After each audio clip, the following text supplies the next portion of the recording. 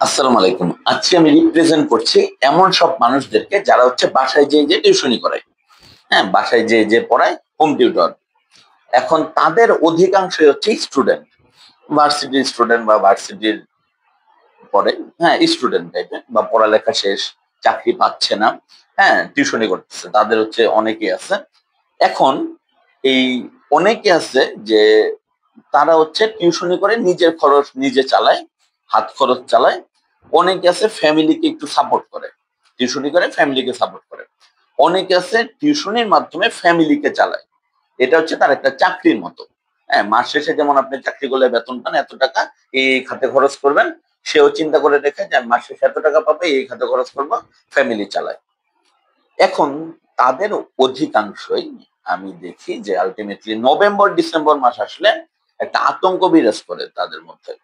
যা হ্যাঁ, কারণ বাংলাদেশের স্কুল কলেজে যেটা হয় সেটা হচ্ছে নভেম্বরে বার্ষিক পরীক্ষা শুরু হয়ে ডিসেম্বরের মাঝামাঝি শেষ হয়ে যায়। কোন স্কুলে ডিসেম্বরের ৭ তারিখে, কোন স্কুলে ডিসেম্বরের ১৫ তারিখে শেষ হয়। হ্যাঁ, এরকম টাইপের অবস্থা।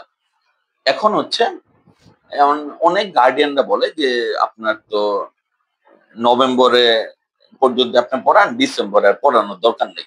কেন? কারণ ডিসেম্বরে আপনি ৭ দিনের বা ১০ দিনের জন্য আসবেন ওইখানে। এরকম বলে না কিন্তু আল্টিমেটলি এটাই বুঝায়। যে ডিসেম্বরে আপনি ১০ দিনের জন্য আসবেন, আমার তো পুরা বেতন দিতে হবে। হ্যাঁ? আপনার ডিসেম্বরে আসার দরকার, আপনি নভেম্বরে আসেন। আমি যখন বাসায় যেয়ে পড়াইতাম আল্টিমেটলি এরকম আমার সাথে হইছে।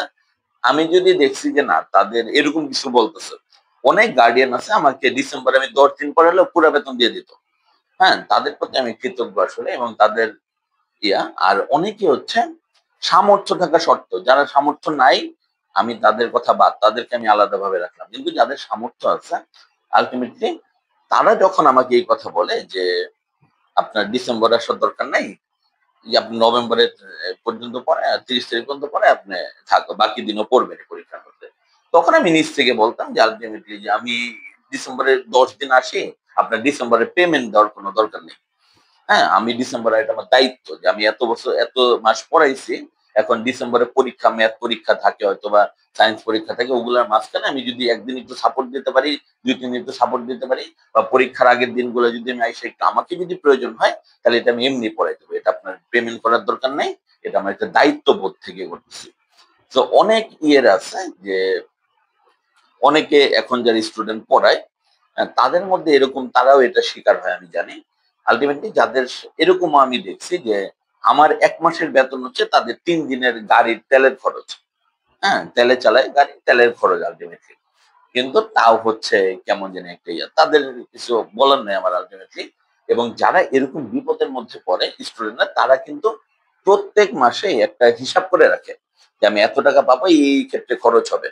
হ্যাঁ? অনেকে যারা টিউশনি করে বাসা ভাড়া দেয় আল্টিমেটলি। এরকম তো না যে ডিসেম্বরে তুমি বাসা ভাড়া কম দিও। এটা তো না। ডিসেম্বরে তো আমি কম খাবো তা তো না। ডিসেম্বরে এটা করব তা তো না। আমার খরচ একই হচ্ছে।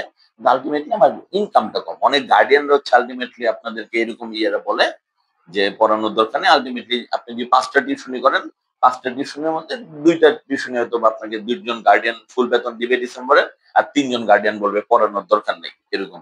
এখন আপনি যে চাকরি করেন আপনার বস যদি আপনাকে বলে যে থাক আপনি ডিসেম্বরে অর্ধেক বেতন নেন। হ্যাঁ? ডিসেম্বরে তো কাজের প্রেশার কম বা বিশেষ করে ঈদের ছুটিতে যদি ঈদের তো আপনি ৭ দিন ছুটি পাবেন। তো আল্টিমেটলি ওই সময়টায় আপনি অর্ধেক বেতন নেন। তখন আপনি নিজেরে কল্পনা করেন আপনি সংসার চালাবেন কিভাবে? বা আপনার ইকোনমিক্যাল অবস্থা কি হবে? যে স্টুডেন্ট যে টিউশনি করে চলে তারও আল্টিমেটলি একই চিন্তা যে আমি মাস শেষে এতগুলা টাকা পাবো। তার আগেই তার খরচগুলা ভাগ হয়ে যায় যে আমি এখানে ইয়ে করব। এখন সেখান থেকে যদি আপনি তাকে বেতন না দেন বা অর্ধেক বেতন দেন, সেই ক্ষেত্রে তার অবস্থা কিরকম হবে আপনি নিজেকে কল্পনা করেন। যে আপনার অফিসের বস আপনাকে অর্ধেক বেতন দিচ্ছে। বা আপনি যেখানে কাজ করছেন অর্ধেক বেতন বা ১ মাস আপনি বেতন পাচ্ছেন না। হ্যাঁ? কোন মাসে আপনি বেতনই পাচ্ছেন না। সেই ক্ষেত্রে আপনার অবস্থাটা কি? অনেকে আছে যে অনেক সেভিংস আছে। আপনি বলতে পারেন সেভিংস আছে যে আমার অসুবিধা হবে না। একটা স্টুডেন্টের আর কতটুকু সেভিংস থাকে? তো এটা একটু বাস্তবতাটা একটু বুঝতে হবে আল্টিমেটলি। তো সেই ক্ষেত্রে আপনি যে অর্ধেক বেতন পেলেন, অর্ধেক দিয়ে আপনার ওই মাসের খরচটা চালাইতে হবে। আমি এরকমও পাইছি যে আল্টিমেটলি যে আমার ডেঙ্গু হইছিল কয়েকদিন। তো ডেঙ্গুতে আমি কয়েকদিন পড়াইতে পারিনি, আমাকে বলছিল ডাক্তার যে আপনি কয়েকদিন বেড রেস্টে থাকেন। আপনার এখন তো টিচিং এমন একটা প্রফেশন, আপনাকে শারীরিক ভাবেও কষ্ট করতে হবে, মানসিক ভাবেও কষ্ট করতে হবে, মেন্টালি আপনার বুদ্ধি কাটায় ম্যাথ করাইতে হবে, আবার আপনার শারীরিক পরিশ্রমটা আছে। তো এই ক্ষেত্রে আপনি যদি কয়েকদিন বেড রেস্টে থাকেন একটু ভালো হয়।